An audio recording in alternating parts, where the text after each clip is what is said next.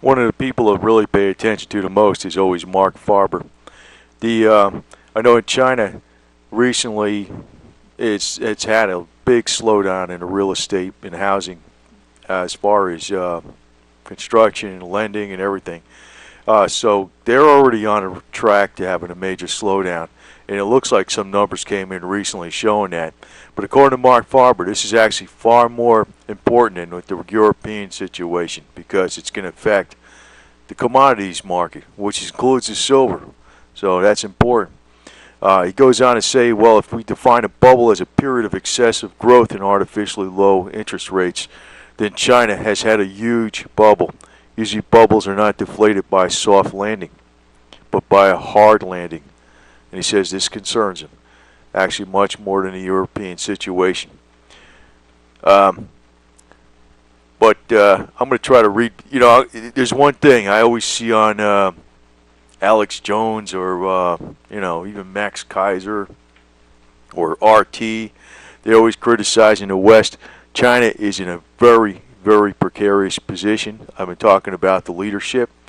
They could be overthrown very easily. People will get pissed off. The economic situation turns down for them. So they are, which makes me also think they might go for a war. So, despite the talking about it, there's going to be such a downturn in economic activity, which is very bad for the commodities because China uses a lot of commodities. I don't think it'll last long because what will happen is they're going to divert the people's attention away from them revolting and get involved in a war. Keep those, we all know those basic principles, but I think you got to look at the whole news situation and fit it into the mosaic, how everything just makes some common sense.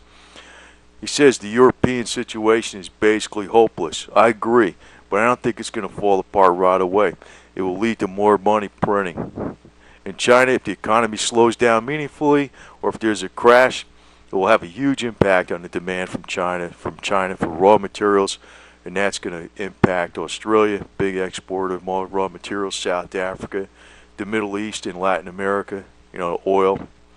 If these countries are faced with declining commodity prices, especially industrial commodities such as copper, nickel, oil, and so forth, then they'll buy less from China and have a vicious spiral on the downside. So you know what I say, if that starts happening like that, that's going to be war.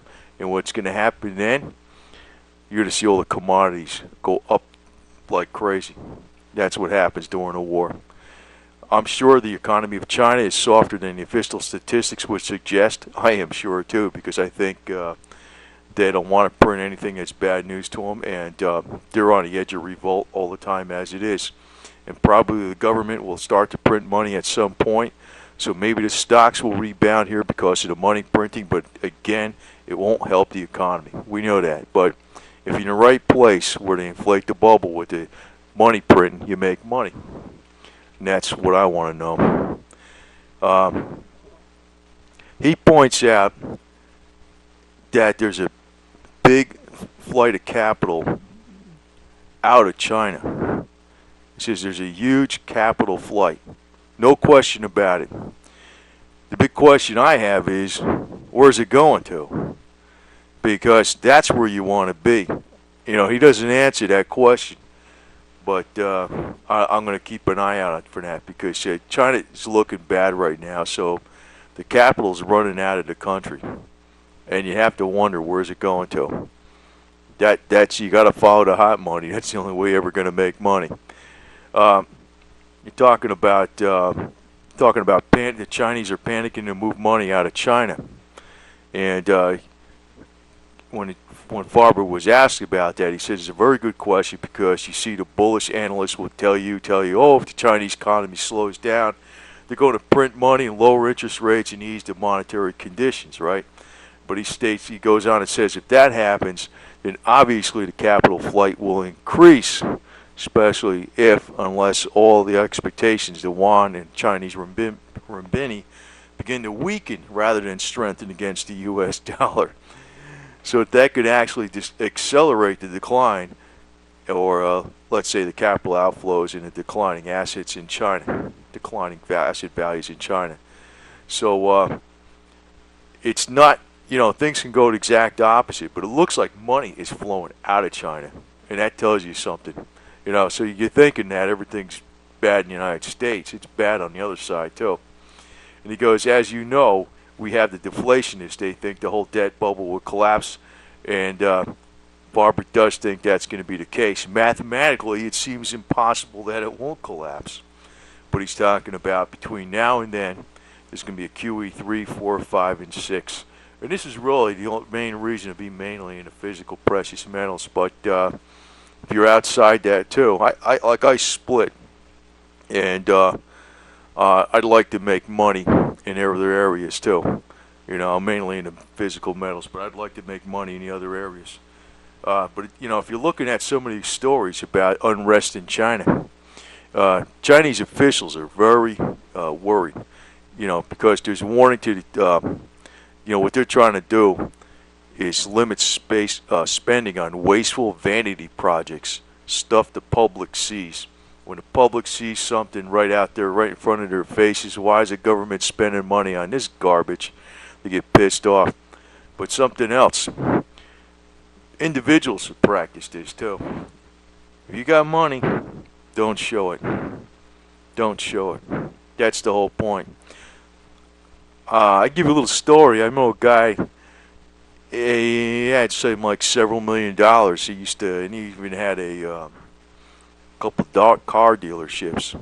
He used to drive around in a 1997 something or other, and it was a Toyota, and I don't know, had like 170,000 miles on it. And you think the guy was broke? No. Some play it one way, some play it the other way. I think it's smart to play low profile, and that's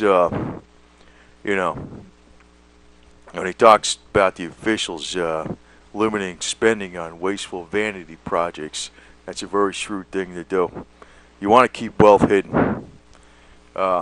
His comments are a clear signal yet that the Beijing is worried that the global economic crisis could lead to serious domestic social unrest.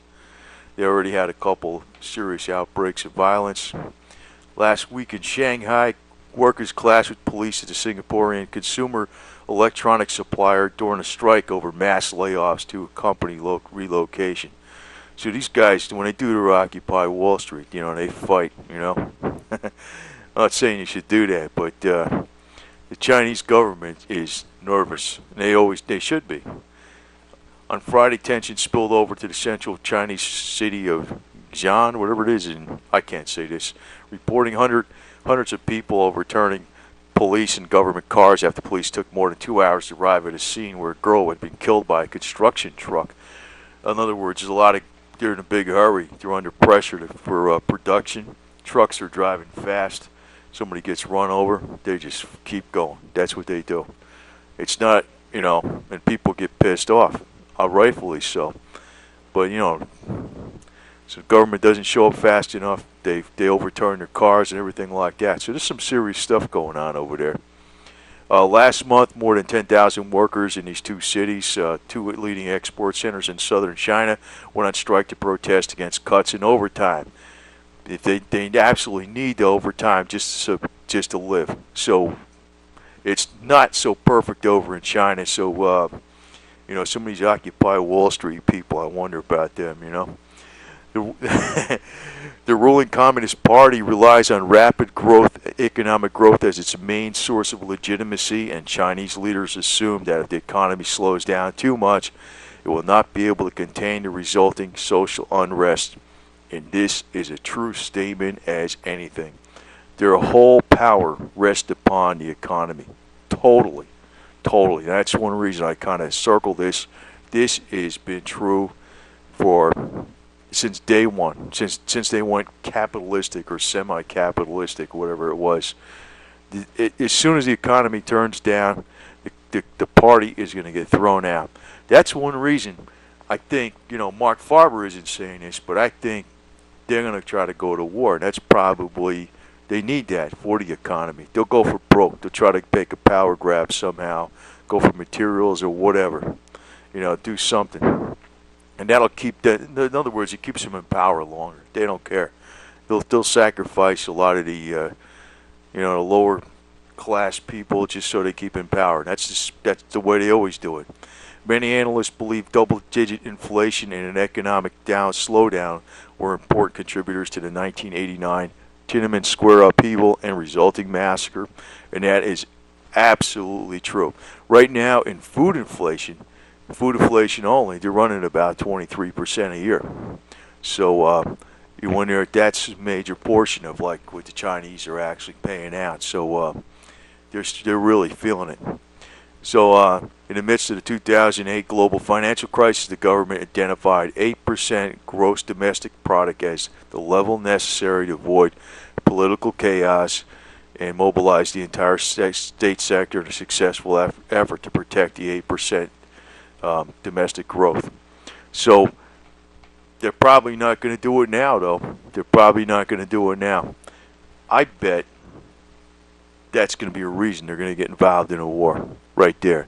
But that's bullish for the commodities. They're talking about just these numbers came out just recently. The PMI, the Purchasing Managers Index, it fell to 49 last month, down 1. So whenever it goes below like 50, that's bad, you know.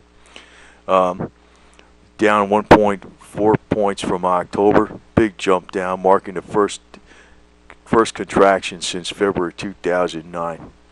And HSBC, Hong Kong Shanghai Bank, said its manufacturing ability index also fell to a 32-month low of 47.7 in November from 51 in October of 2011. Worse than the preliminary data released last week, and signaled a solid deterioration in the sector. So Chinese economy looks like it's unraveling, and if that unravels, you can figure a lot more things are going to happen. But what I think is going to happen, they'll probably go to war. I don't know how bad it'll be, but that'll be bullish for the all the commodities, and especially oil, even copper. So I don't know. I mean, if you're holding on, you really can't. See, traders will look at this stuff, and I don't know how they're going to react, because more people's eyes are on the European situation right now.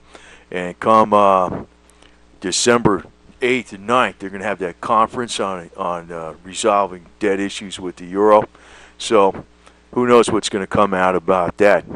But for now, that was one of my decisions why I decided to pull out a little more than half the oil, because I think there might be a little bit of a pullback in it, and I'll just go back into it cheaper, because I think that's going to be a good bet, because I think there is going to be something happening in the Middle East, and the oil's going to go up, and I'll get rid of it when it goes.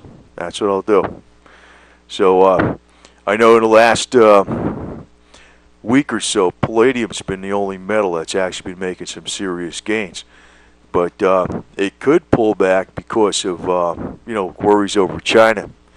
But that has to be something specifically when they're saying the automotive sector has been going down. That will pull these numbers down.